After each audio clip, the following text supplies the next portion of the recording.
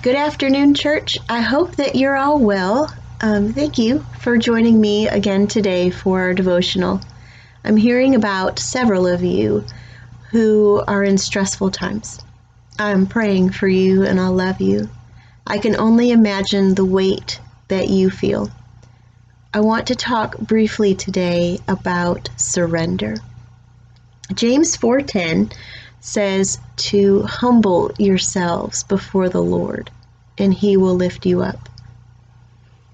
At night, when I'm falling asleep, I sometimes imagine being in a room with Jesus.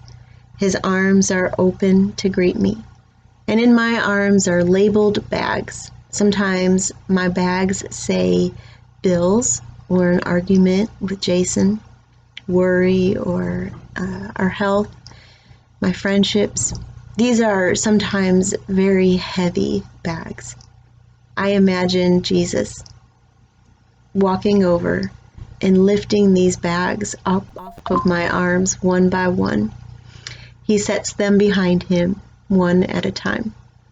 When my arms are empty, I cling to him, and the relief I feel is overwhelming. It is pure happiness. Those things, those bags weigh me down during the day. And sometimes I have to give those bags to him immediately before I could even get to the night. It's when he takes those things that I can get close to him.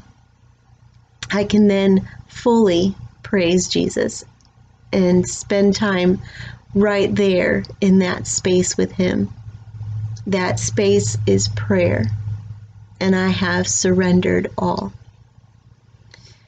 Jason and I have a friend who wasn't raised in church, and they actually, when they did come to worship with us, laughed a little nervously when they saw raised hands in worship, and they just couldn't understand what they were witnessing.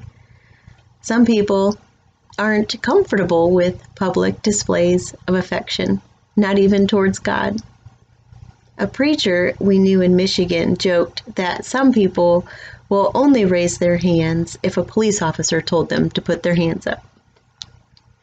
When Maggie was a baby and she was upset or tired, lonely, or a multitude of other reasons, she would want to be held. So she'd put her hands up in the air and cry out to me.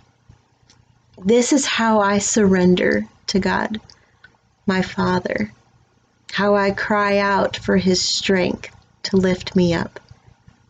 I bring it all, and I lift my hands to be held.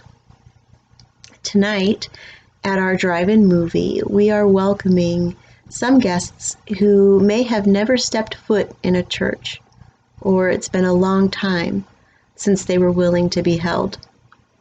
Let us have the courage, the hope, and the love for people, for God's people, to reintroduce them to their Father. I love you, church, and I'll see you soon. Bye.